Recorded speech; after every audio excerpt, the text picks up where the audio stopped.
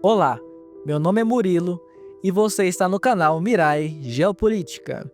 No vídeo de hoje, a gente vai entender uma situação muito curiosa que acontece com um país vizinho nosso. Já pensou em um país onde a gasolina ela era quase de graça, onde o governo subsidiava comida, saúde, educação e até mesmo a compra de carros? Um lugar tão próspero que atraía milhares de brasileiros em busca de uma vida melhor, porque o dinheiro lá valia mais e a promessa era de um grande futuro? Agora imagine o seguinte, esse mesmo território, anos depois, é assolado pela fome, com uma inflação fora de controle e milhões estão fugindo. A moeda já não tem mais valor e as prateleiras dos supermercados estão completamente vazias. Esse país parece ficção, mas não é, e ele se chama Venezuela. Hoje, a Venezuela tem o menor PIB per capita da América do Sul. E apesar de possuir uma das maiores reservas de petróleo do planeta, um solo fértil e um passado de glória, o país mergulhou em uma crise profunda e prolongada. Para entendermos como isso aconteceu, primeiro precisamos voltar algumas décadas no tempo. Vamos dar uma olhada. Durante boa parte do século XX, a Venezuela era chamada de o país mais rico da América Latina. E claro, isso não era exagero. A riqueza vinha do petróleo, descoberto em larga escala no início do século XX. O ouro negro transformou o país em uma potência regional. Enquanto os vizinhos eram em grande parte agrários, a Venezuela enchia seus cofres com exportações bilionárias. A criação da estatal PDVSA, em 1976, consolidou o domínio estatal sobre o setor e virou símbolo de orgulho nacional.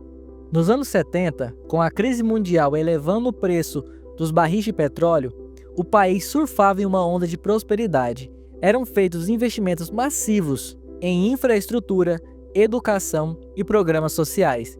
O padrão de vida dos venezuelanos se aproximava do europeu. Imigrantes de todo o continente, inclusive do nosso Brasil, se mudavam para lá. Caracas, a capital, se modernizava. Rodovias surgiam e a classe média crescia, mas havia uma fragilidade estrutural. Essa riqueza era concentrada demais. A economia virou refém do petróleo. A agricultura foi deixada de lado. A indústria ignorada. Turismo esquecido. E essa escolha custaria caro. Nos anos 80, a primeira pancada. O preço do petróleo despencou. As receitas do Estado evaporaram, já que ele era acostumado ao gasto fácil, então o governo se viu totalmente sem chão. Sem uma base produtiva diversificada, a economia implodiu. O desemprego disparou, a dívida cresceu e a população sentiu na pele o que era viver num país rico que nunca se preparou para uma instabilidade. Em 1989, o Caracazo explodiu. Uma revolta popular provocada pelo aumento dos combustíveis e pela retirada de subsídios exigidos pelo FMI, o Fundo Monetário Internacional. O resultado disso foi brutal: saques, confrontos, repressão e centenas de mortos. No meio do caos, surgiu Hugo Chávez, jovem militar, nacionalista e carismático. Tentou um golpe em 1992 e fracassou. Mas ao ser preso, disse a frase que o eternizaria, abre aspas, por agora, os objetivos não foram alcançados, fecha aspas. Quando saiu da cadeia, ele virou símbolo de esperança e em 1998 venceu as eleições prometendo resgatar o poder do povo e acabar com a velha elite corrupta da Venezuela.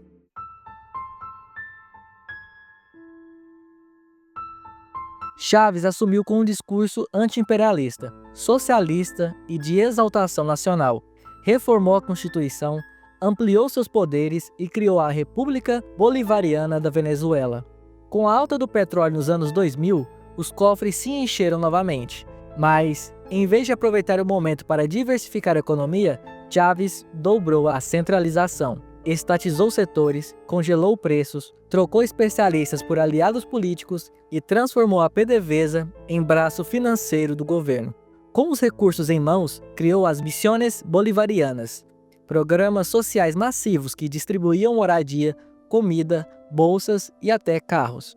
Era o populismo levado ao extremo. Por um tempo, parecia funcionar. O consumo aumentou, a pobreza caiu e a imagem internacional de Chávez cresceu. Mas por trás do sucesso aparente, o país se tornava ainda mais dependente do petróleo e mais vulnerável à próxima crise.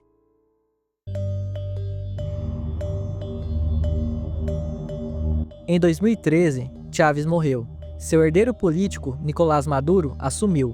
Ele era um sindicalista sem o mesmo carisma, mas com o mesmo discurso. Logo depois, em 2014 e 2016, o preço do petróleo novamente despencou. E sem uma economia funcional, a Venezuela novamente parou.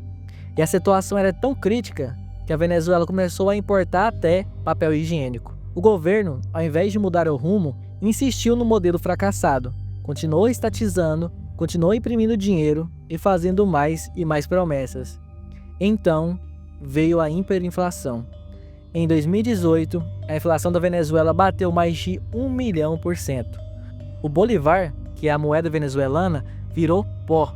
Sacolas de dinheiro compravam apenas um pão, quando havia pão para comprar. A fome voltou com violência. Famílias passaram a revirar lixo, venderam cabelo, dentes de ouro e até os próprios filhos. O país, infelizmente, entrou em colapso. A crise virou tragédia humanitária. Milhões fugiram da Venezuela. Estima-se que mais de 7 milhões de venezuelanos tenham deixado o país. Foi o maior êxodo da América Latina em tempos de paz. Cidades como Pacaraima e Boa Vista, em Roraima, foram tomadas, e o Brasil montou vários abrigos para auxiliar. Muitos fugiram com diplomas nas mãos, mas sem comida na mochila. Eram profissionais, famílias inteiras, escapando de um país que já não oferecia futuro. Dentro da Venezuela, Maduro endureceu. Reprimiu manifestações, calou a imprensa, perseguiu opositores e manipulou eleições. Uma ditadura com fachada democrática, sustentada por militares privilegiados, juízes submissos e apoio externo de países como Rússia e Irã. As sanções econômicas dos Estados Unidos e da União Europeia agravaram a situação, mas não a criaram. O país já estava desmoronando por conta própria. O povo ficou espremido entre a fome e a repressão, e o Estado entre o isolamento externo e o colapso interno. Hoje, a Venezuela continua mergulhada em uma crise profunda. Mesmo com vastas reservas de petróleo, a realidade do país é marcada por colapso econômico, desigualdade extrema e serviços públicos em ruínas. O PIB per capita é o mais baixo da América do Sul, e o bolívar, a moeda oficial, praticamente perdeu sua função. Hoje, quase tudo é cobrado em dólares, mas a maioria da população não tem acesso à moeda estrangeira. O resultado, uma elite dolarizada vive cercada por muros e segurança privada, enquanto a grande maioria dos venezuelanos enfrenta apagões diários, hospitais sem insumos e escolas totalmente abandonadas. O sistema de saúde pública depende de doações internacionais. O transporte coletivo está sucateado. A criminalidade disparou e boa parte da população vive com medo, fome e sem perspectiva de futuro. O mais contraditório de tudo isso é que sob os pés dessa crise ainda repousa uma das maiores reservas de petróleo do mundo, mas a infraestrutura de extração está sucateada. A PDVSA perdeu sua capacidade de operação e o país sequer consegue abastecer seu próprio território. A Venezuela virou um exemplo cruel de como a riqueza mal gerida pode se transformar em miséria. A história da Venezuela é uma lição dolorosa sobre como um país pode se autodestruir mesmo tendo todas as condições de dar certo. Não foi uma guerra, não foi uma catástrofe natural, foi uma sucessão de escolhas erradas, alimentadas por poder, vaidade, ideologia e omissão.